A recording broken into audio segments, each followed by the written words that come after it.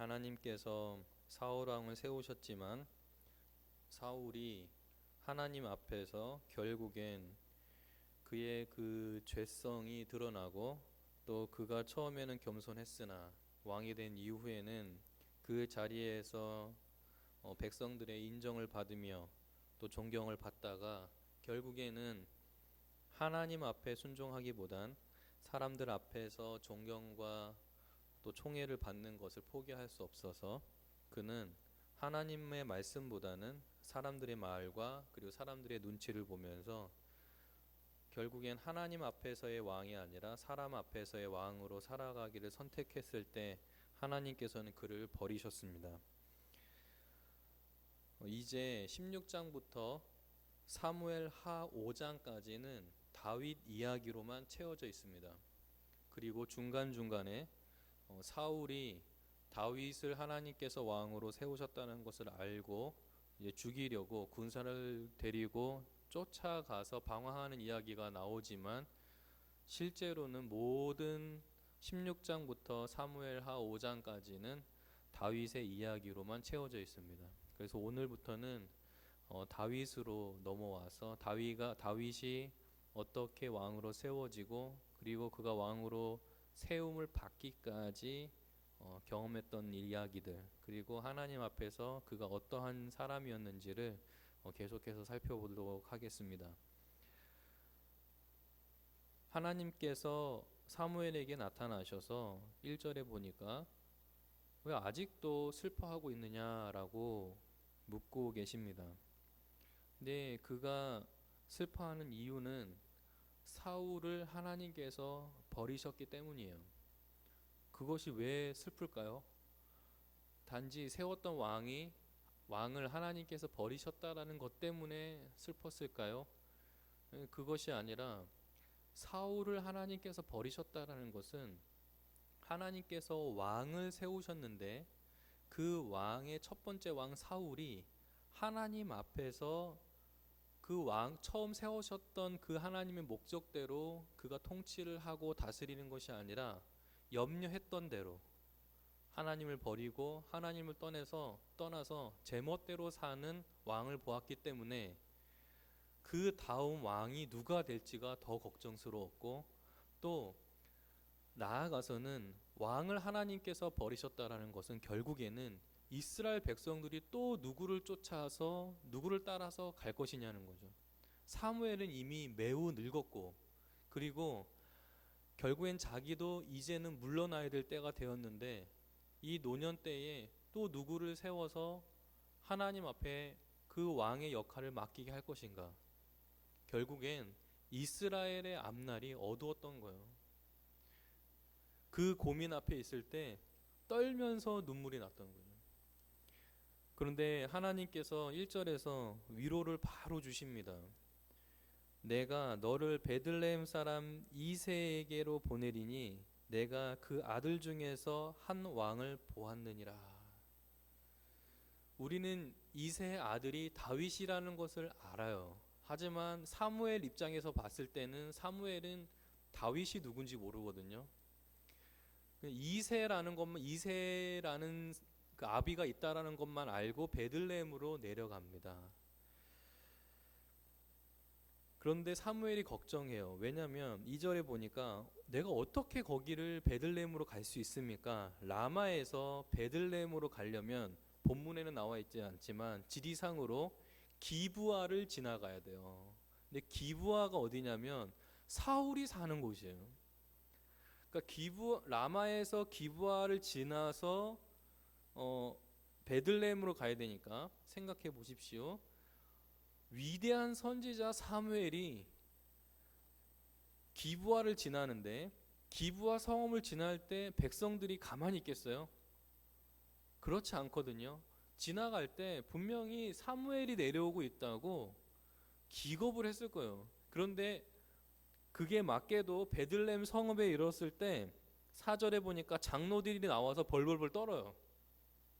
무슨 말이냐면 사무엘이 특정한 절기 때문에 움직이는 것이 아니라 갑자기 예고 없이 베들레헴으로 내려왔기 때문에 이거는 사무엘이 하나님의 말씀을 들고서 베들레헴에 내려와서 무엇인가 책망하고 그리고 하나님의 심판을 선포하러 왔다라고 생각하는 거예요. 그러니까 사무엘이 지금 기브아로 지나가야 되는데 아무 목적 없이 갈 수가 없는 거예요. 절기가 아니니까요. 하나님께서 지혜를 주셔서 제사를 드리러 거기로 가라. 암송아리들을 끌고 가라 라고 말씀해 드립니다. 이새를 제사에 청해서 그리고 그 제사에서 내가 너에게 준 말을 가지고서 가서 거기서 제사를 드리면 괜찮을 거라고 하나님이 지시하시니까 사무엘이 그 말씀대로 베들레헴으로 갔습니다. 방금 언급했듯이 4절에서 베들레헴에 이르렀을 때에 장로들이 떨면서 그를 영접했어요. 평강을 위하여 오시나이까? 라고 묻는 것은 무엇이냐면 평강을 위하여 왔다. 다시 말해 샬롬입니까? 라고 물은 거거든요.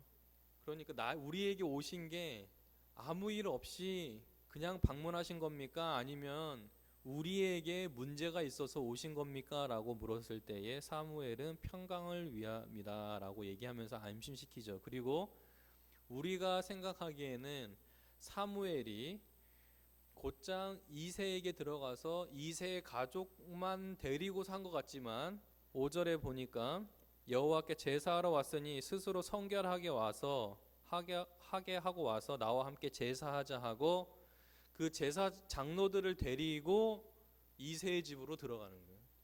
그러니까 지금 왕을 세울 때의 구성원들이 누구냐면 장로, 이새, 그의 아들들이에요.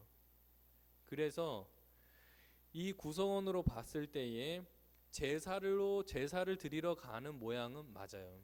그런데 그 제사 드리고 나서 사무엘이 이새에게 아들들을 보이라라고 하면서 이제 하나님께서 선택할 사람을 그 아들 중에서 보려고 하는 거예요. 우리는 1절 마지막 절에 마지막 부분에 하나님께서 말씀하시기를 내가 그의 아들 중에서 이새의 아들 중에서 한 왕을 보았다라고 하셨어요. 16장의 핵심은 이 하나님께서 보았다라고 하시는 거예요. 이 보다 이 단어가 핵심 단어예요. 이것으로 사실 16장이 다 해결되는데 왜냐하면 이 보다라는 이 단어가 핵심 구절이라고 여겨지는 7절에서 하나님이 말씀하시기를 그의 용모와 키를 보지 말라.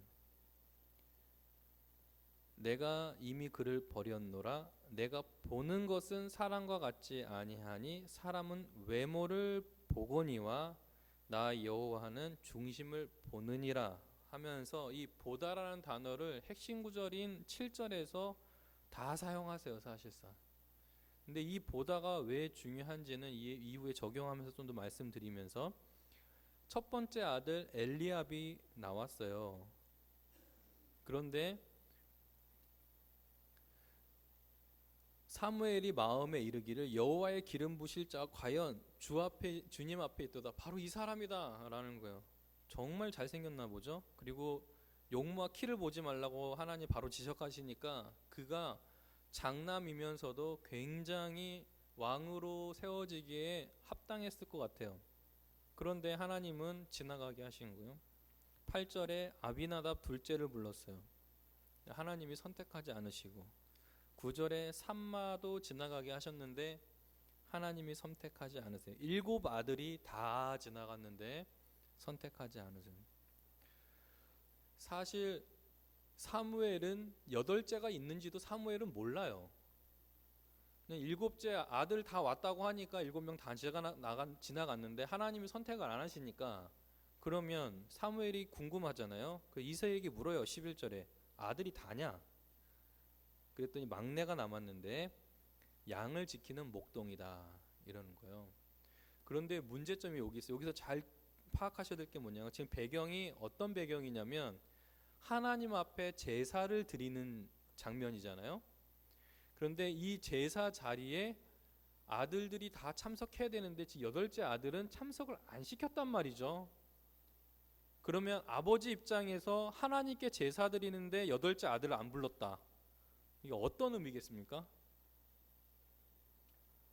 이 여덟 번째 아들은 사실 아들이긴 하지만 제사에 꼭 참석할 필요가 없는 존재인 거예요. 아버지에게는요. 그닥 중요한 아들은 아닌 거죠. 그러니까 양을 치러 갔을 때 안 불렀어요. 어차피 일곱째 아들 정도만 있어도 충분하게 아버지의 눈에도 일곱째까지만 있어도 충분하게 이 안에서 하나님께 선택하시겠거니라고 생각했겠죠. 하나님께서는 다 거절하셨어요. 한번 상상해 보세요. 양을 치는 목동을 부르러 종을 보냅니다. 자초지정을 설명하고 종이 다윗을 데리고 와요. 시간이 상당히 걸렸을 거예요. 근데 가만히 기다리고 있는 거예요. 근데 12절에 하나님께서 말씀하신 게 좀 이상해요. 왜냐하면 분명히 7절에서는 그의 용모와 키를 보지 말라라고 하셨으면서 12절에 이 사람을 보내어 그를 데려오니 그의 빛이 붉고 눈이 빼어나 얼굴이 아름답더라 이렇게 얘기하는 거예요. 용모를 보셨네요. 하나님이요. 그렇게 생각할 수 있잖아요. 뭐 키는 뭐 어쩐지는 모르겠지만 우선은 작았을 거예요. 아주 어린 다윗이었을 거예요. 왜냐하면 사울 골리앗과 전투하러 나갔을 때 장정이 입는 옷이 안 맞았거든요. 갑옷이. 분명히 성인은 아니에요. 소년이죠. 그러니까 이 어린 아이가 왔을 때에 그의 얼굴, 그의 눈에서 나오는 그 눈빛, 그리고 그에게 풍기는 그 빛, 그 아우라, 여호와께서 이르시되 이가 그니 일어나 기름을 부으라 라고 하나님께서 말씀하시는 거예요. 그런데 확실히 하나님께서는 용모와 키를 보지 않으세요. 무슨 말이냐면 그러면 반대로 7절 말씀대로 그러면 용모가 형편없는 사람을 하나님께서 좋아하시냐? 그것도 아니라는 거죠. 얼굴이 용모가 빼어난다. 그거는 당연히 안 보시고 그러면 용모가 별로인 사람 하나 선택하시냐? 그게 아니다라는 거예요. 그 두 개가 다 아니고 하나님께서는 나 여호와는 중심을 보신다 했을 때 이 중심은 마음이거든요. 그 사람이 됨됨이에요. 그러니까 그 사람의 됨됨이를 보는데 그 사람이 됨됨이가 사람 앞에서의 됨됨이가 아니라 하나님 앞에서 어떠한 사람인지가 중요하다는 거예요. 그런데 아이러니하게도 사울이 그러면 처음에 그렇지 않았나요? 아니에요. 사울을 이 사무엘서 저자는 뭐라고 얘기했냐면 겸손해도 그렇게 겸손한 자가 없다라고 얘기했어요. 키도 크고 잘생겼지만 이스라엘에서 정말 겸손한 자라고 얘기했거든요. 분명히 하나님은 그 중심을 보시고 뽑았어요. 그런데 하나님 앞에서 범죄하는 사람으로 버려지거든요. 그러면 하나님께서 오늘 중심을 보신다라고 했을 때 그 중심을 보신다 할 때 이게 보다라는 이 단어가 왜 중요하냐? 하나님께서 우리 인간을 보실 때에 우리 인간의 중심을 보신다 하셨는데 사실 결론적으로 말씀드리면은 우리 중심을 봐봤자 선한 게 없어요. 구원 교리에도 맞지 않아요. 하나님께서 한 사람을 선택하실 때에 그 사람 속에 무엇인가 됨됨이를 보고 하나님의 자녀 삼으심이 아니에요. 아담 이후로 모든 인간은 그 본성이 부패하고 그리고 그가 가지고 있는 그 원죄로 말미암아 이미 하나님의 심판 아래 놓인 자들입니다. 그런 자들의 속 마음이 좋을 리가 없어요. 그러면 여기서 하나님께서 중심을 보셨다 하셨을 때 이 중심은 구원론적인 문제로서의 그 중심, 그 마음의 됨됨이가 아니라 하나님의 주권적인 은혜예요. 하나님이 보시고 판단하시는 거예요. 제가 이 말씀을 드리는 이유는 오늘 우리에게 직면해져 있는 상황도 이 보는 것의 문제가 상당해요. 이제 부목사니까 앞으로 이제 담임 목회를 하려면 몇 년 안 남았거든요. 이게 공부를 많이 했다고 하면 많이 했을 텐데 한 7년 이상 했으니까요. 많이 했지만은 보통은 저희 부목사들 사이에서는 42, 43세는 개척을 해서 단독 목회를 하거나 아니면 위임을 받아서 위임 목사가 되거나 둘 중에 하나거든요. 제가 이제 37이니까요. 5년, 6년 남았어요. 그럼 이런 겁니다. 그러면 요즘에 그러면 부목사들 중에 담임 목사가 되는 비율이 얼마나큼 되느냐 궁금하잖아요, 그죠? 그런 것도 이제 동료 목사들하고 같이 얘기도 하고 동기 목사님들하고 얘기도 하는데 아직 목사 안수 받은 지 이제 얼마 안 됐기 때문에 동기들 중에는 지금 담임 목회를 하는 사람은 없어요. 근데 들리는 소문이 이러는 거예요. 그 사람이 목회자로서 소명을 부름을 받은 그것을 확인하는 교회들은 없어요. 한 번은 장모님 교회에 그 담임 목사 이제 은퇴하셨지만 그 은퇴 목사님하고 얘기를 하다가 이 목사 요번에 우리 청빙에서 이제 새로운 담임 목사 뽑는데 이력서가 450통이 왔네 이러시는 거예요. 그래서 목사님 그러면 이력서 다 보십니까? 그랬더니 다 열어보기는 하지.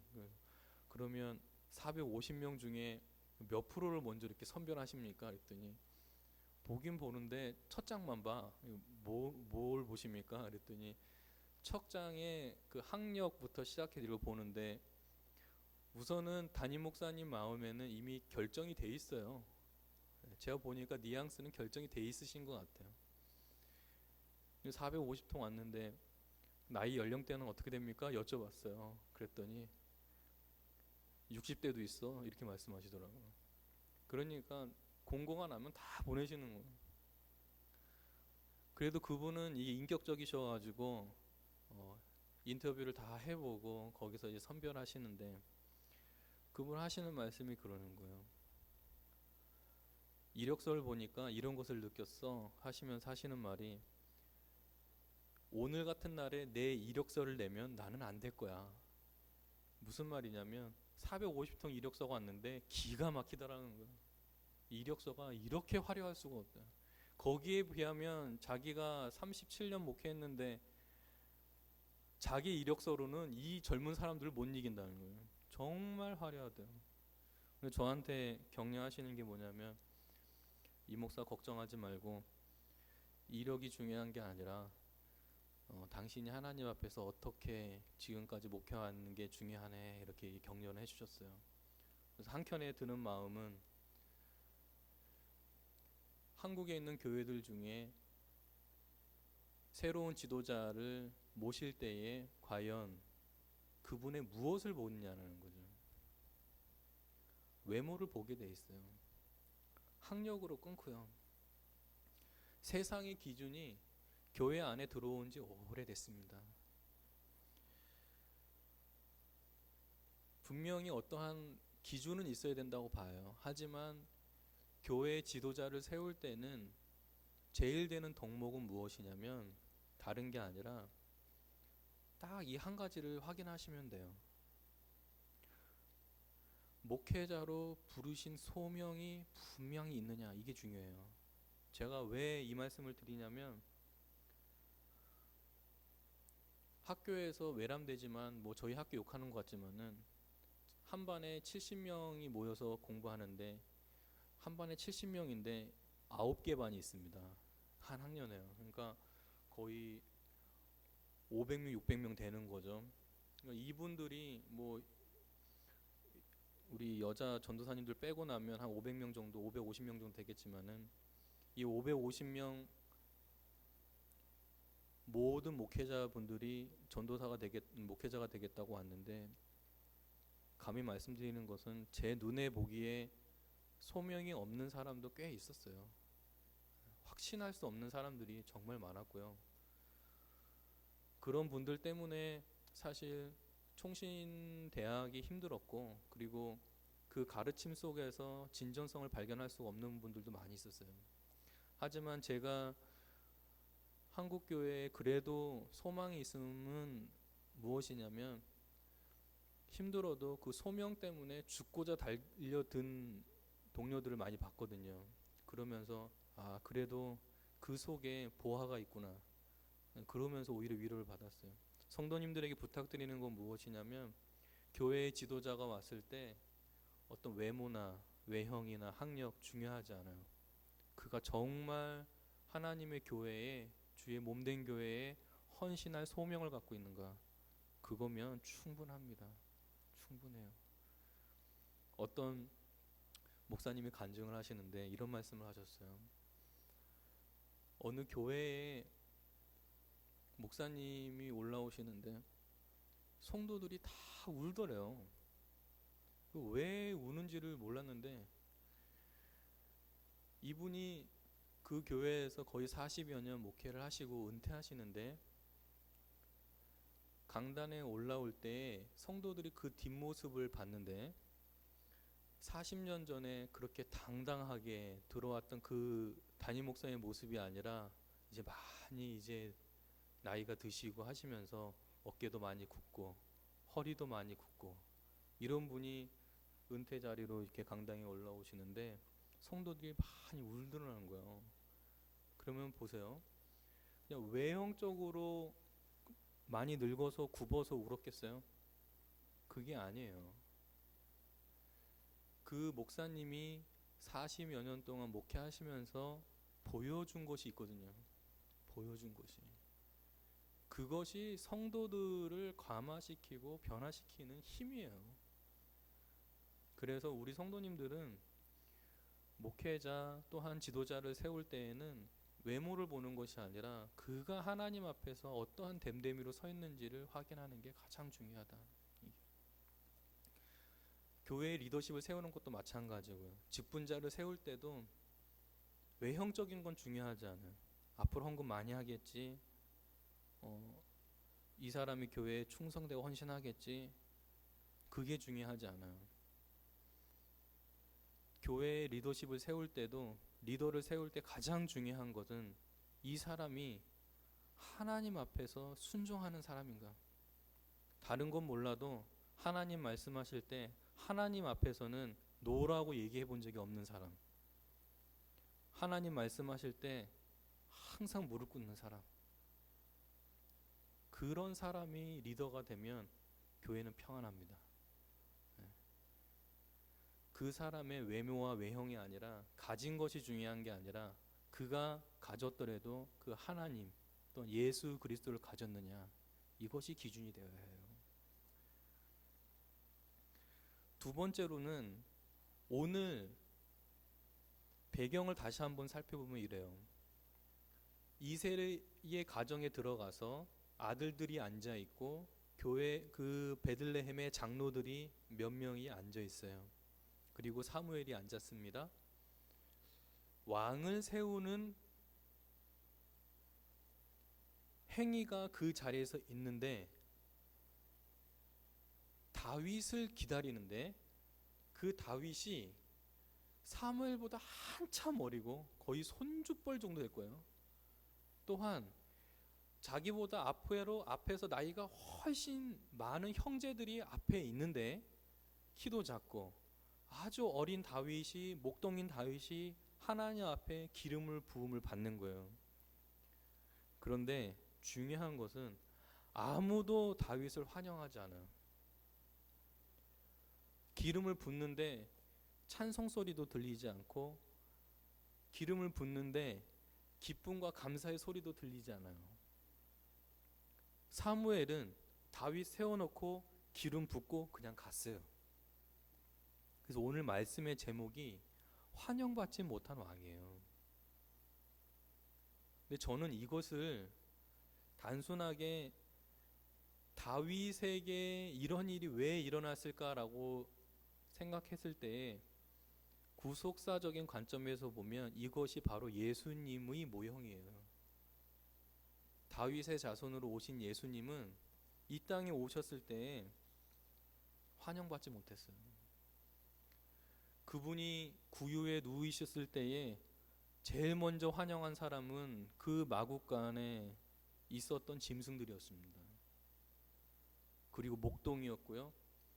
유대인들의 장로들이나 유대인들의 어떤 정치가들이 온 것이 아니라 모르는 동방의 박사들 3명 왔어요. 근데 이 3명인지도 몰라요, 사실. 바친 예물이 3개니까 3명이라고 했지 3명이라 기록 안 했으니까 누가 왔는지도 모르죠. 이스라엘 사람들은 와서 환영하지 않았어요. 환영받지 못하는 속에서 예수님은 오셨습니다. 그것뿐입니까? 나다나엘이 빌립의 전도에 의해서 와 보라 라고 했을 때 이 나다나엘이 하는 말이 뭐냐면 나사렛에서 무슨 선한 것이 있느냐, 선한 것이 날 수 있느냐. 무슨 말이냐면 나사렛에서는 선한 것이 나올 수가 없다. 그렇게 선한 지도자, 선지자가 나올 일이 없다. 그런데 와 보라 했거든요. 이때 와 보라 했을 때에 이 1장 요한복음 1장 후반부에 동일하게 나오는 단어가 뭐냐면 보라예요.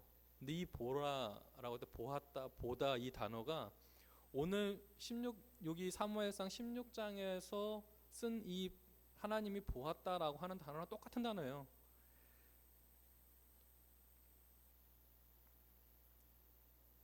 그 나다나엘이 예수께서 나다나엘이 빌립에 의해서 전도되어 오는 것을 보고 그를 보시고, 여기서 예수님도 보시거든요. 보시고 그를 가르쳐 이르되 보라 참으로 이스라엘 사람이라 그 속에 간사한 것이 없다.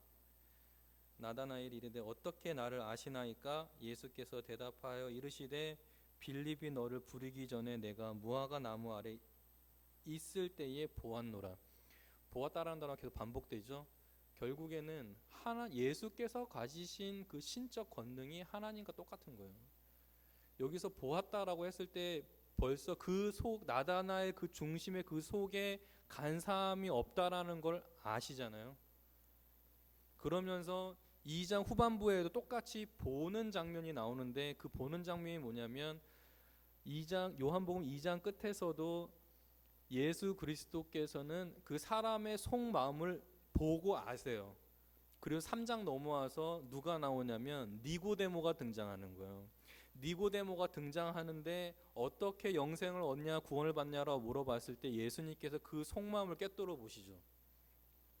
그러니까 예수님께서 이 세상에 오셨을 때 똑같이 우리를 보시는 것도 사무엘상에서 하나님께서 다윗을 보시는 것도 똑같아요. 외모를 보지 않으시고 그 사람의 중심과 그 됨됨이를 보시는 것이죠. 예수님께서는 어떻게 오셨나요? 이사야 53장 2절과 3절에서는 분명히 얘기해요. 주 앞에서 자라나기를 연한 순 같고 마른 땅에서 나온 뿌리 같아서 고운 모양도 없고 풍채도 없은즉 우리가 보기에 흠마할 만한 아름다운 것이 없도다. 이 메시아적 예언이 예수님 시대에 오면 어떻게 바뀌냐면 사람들이 예수님께 모이는데 예수님의 뭐에만 관심이 있냐면 그 예수님이 누구신지에 대한 건 관심이 없어요. 그분이 하나님의 아들이신 거는 관심이 없어요. 그냥 자기들 눈에 보이는 것에 관심이 있어요. 뭐에 보이는 것에 관심이 있냐면 표적과 이적. 예수님 손바닥에서 나오는 무엇, 거기에 대한 관심이 많은 거예요. 그러니까 우리도 사무엘도 앉아가지고 지금 엘리압이 지나가는데 뭘 보냐면 그가 용모가 크고 키가 크고 용모가 빼어난 거 보고 있는 거예요. 아비다납도 그랬고 삼마도 그런데 하나님은 선택하지 않으시는 거예요. 근데 우리가 신앙생활 할 때도 마찬가지예요. 예수 그리스도를 바라볼 때에도 우리가 무엇만 보냐면 그분에게서 나오는 무엇, 유대인과 똑같이 거기서 나오는 어떤 치유 사역. 지금은 예수님이 우리 눈에 보이지 않으니까 그것을 어디다 투사하냐면 목회자에게 투사하는 거예요. 그러니까 목회자가 앞에 나와가지고 병 고치고 치료하고 여기에 대한 관심이 너무 많은 거예요. 이게. 그런데 그거는 부차적인 거예요. 예수님께서 오심이 그것 때문이 아니거든요. 외형적인 것을 보여주려고 오신 게 아니에요. 그러니까 교회에서 계속해서 부패가 일어나는 이유는 무엇이냐면 세상적인 관점, 보이는 것, 형상적인 것으로 교회 안에서 보려고 합니다. 그런데 중요한 것은 교회 안에 딱 들어오면 교회의 본질과 진리는 보이지 않음이거든요. 보이지가 않아요. 첫 번째, 믿음이 보여요? 보이지 않아요. 하나님 보입니까? 보이지 않아요. 심지어 히브리서에서는 뭐라고 얘기합니까? 보이지 않는 것을 추구한다라고 얘기한단 말이죠. 믿음을. 우리가 1차원적으로 벌써 기독교 신앙은 보이는 종교가 아니라 보이지 않는 종교인 거예요. 그러면 우리가 신앙에 대한 추구는 보이지 않는 것에 대한 추구가 있어야 돼요. 그게 무엇이냐? 첫 번째, 하나님을 알미고, 그리고 구원받은 그리스도인들이 어떻게 살아야 될지에 대한 문제에 대한 고민이에요. 이런 것들이 우리 신앙 속에 있어야 돼요. 그것이 그 사람의 됨됨이를 만들어내는 거예요. 근데 우리는 그것에 관심이 없는 거예요.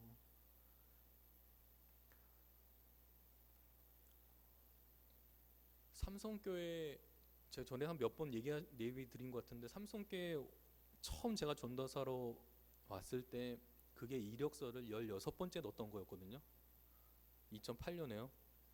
16번째 넣어가지고 사실 삼성교회에 부임을 했어요. 15번을 다 이제 했는데 그때가 이제 학부 2학년이었으니까요. 우선은 뭐 실력도 잘 안 됐을 것 같고요.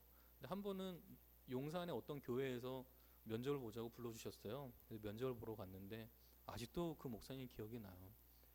당회장실에 불러서 얘기하는데 자기가 전도사 때에 이태영 전도사 때에 어느 정도로 사역을 잘했는지 하면서 막 이렇게 얘기를 하시더라고요. 그래서 유초등부는 그때 막 300명씩 모였고, 그래서 중고등부는 내가 몇 명을 했고 막 얘기하시는 거예요. 그래서 목사님 지금 유초등부 몇 명입니까? 물었어요.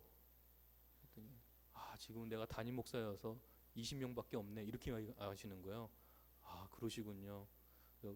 제가 그 교회를 버렸습니다. 말이 안 맞잖아요. 제가 말씀드린 요지는 뭐냐면 교회가 교회 성장과 숫자의 그 외형적인 것에 관심이 많게 되면 실제로 교회가 가져야 될 것들을 가질 수가 없어요. 그러니까 교회가 만약에 지금 유초등부, 유치부, 유초등부, 중고등부, 청년부, 수련회가 있는데 많이 모이면 좋죠. 그런데 많이 모이는 것보다 더 중요한 것은 그때 그 아이들에게 무엇을 가르치느냐가 더 중요해요. 사실. 그리고 제가 제일 듣기 싫어하는 말이 뭐냐면 수련회는 충전하러 가는다는 거 제가 제일 싫어하는 말이에요. 저는 수련회를 충전한다고 생각하지 않아요. 그리고 삼성교회 주일학교가 굉장히 잘 돼 있어요. 성도님 잘 모르시겠지만 교육 체계가 되게 굉장히 잘 잡혀 있습니다. 왜냐하면 뭐 담임 목사님께서도 그렇게 허락을 해주셨고, 그리고 교육위원회에서도 그렇게 이해를 해주셔서 저희는 성경학교나 수련회를 진행을 할 때에 무조건 그 해의 총회에서 나온 공과를 사실 사용하지는 않습니다. 왜냐하면 1년 동안 그러니까 저희 사역자들이 뭐 유치부는 아직까지는 자녀들이 어려서 총회 공과를 순서대로 따라가고 있어요. 따라가고 있지만은 이제 취학을 한 아이들 이상은 그 해에 커리큘럼이 짜 있거든요. 그 커리큘럼에 맞게 수련회를 구성을 합니다. 그래서 사실은 교역자들이 다 수련회 공과도 쓰고 그 해에 맞게 맞춰서 가요. 본질이 중요해요. 무엇을 가르치느냐가. 그래서 하나님께서는 삼성교회 주일학교를 사랑하시는 이유는 인원이 많이 모여서가 아니라 진짜를 가르치려고 하기 때문에 사랑하신다고 저는 믿어요. 그게 중요해요. 오늘 내용은 우리 성도님들에게 끝으로 한 가지 더 적용해보면 이렇습니다. 구약에서는 항상 무엇인가 부족한 부분이 있어요. 뭐냐면 오늘 하나님께서 다윗을 선택하셨을 때 외모는 보지 않았어요. 중심을 보셨잖아요. 그죠? 그러면 하나님께서 우리 성도님들을 구원하실 때에는 무엇을 보실까요? 구원에 있어서는 외모도 보지 않으시고 중심도 보지 않으세요. 서두에서 말씀드린 것처럼 우리 중심도 하나님 앞에 구원받기에 모자라요. 이미 부패하고 죄가 많기 때문에 우리의 중심도 하나님 앞에 만족을 드릴 수가 없어요.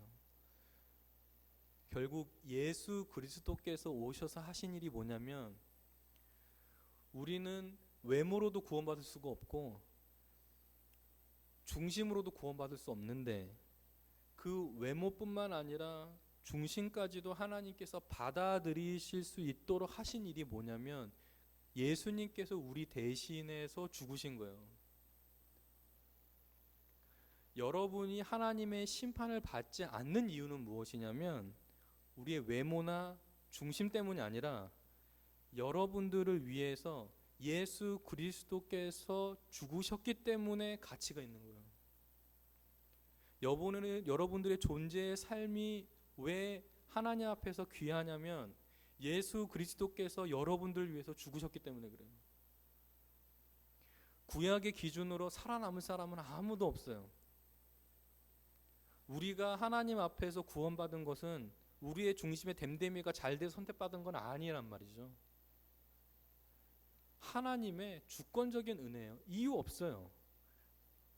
그냥 내가 너를 사랑한다예요. 그렇기 때문에 여러분들도 다른 사람을 볼 때 그의 외모 중요하지 않아요. 그의 중심 중요하지 않아요. 왜 내가 옆에 있는 성도를 사랑해야 되느냐? 예수 그리스도께서 저를 위해서 죽으셨기 때문에 그래요. 그러니까 우리의 모든 교제의 원리는 예수 그리스도예요. 우리의 구원받음도 예수 그리스도고 내가 저를 사랑할 수 있는 것도 예수님 때문이고 지난주와 똑같이 반복돼서 나오는 거잖아요. 지금 예수님 때문에 우리는 살아있고 살아가고 저 사람을 살아갈 수 있는 거예요. 그래서 우리는 어떠한 것이 있는 척 할 필요가 없어요. 예수님께서 제일 싫어하셨던 게 뭐냐면 외식이에요. 속은 껍데기인데 아무것도 없는데 겉으로만 있는 척 하는 사람들을 제일 싫어하세요.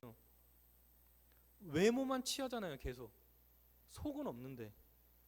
그러니까 하나님께서는 외식 싫어하시고 오히려 외식보다는 하나님 앞에서 다 걷어내고 외식 다 걷어내고 하나님 나 이러한 존재인데 나를 사랑해 주실 수 있습니까? 라고 물었을 때에 예수 그리스도의 이름으로 사랑한다라고 얘기해 주시는 거예요.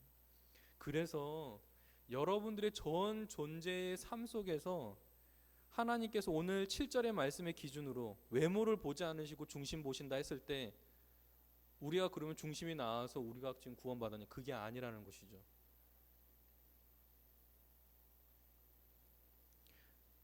우리 성도님들이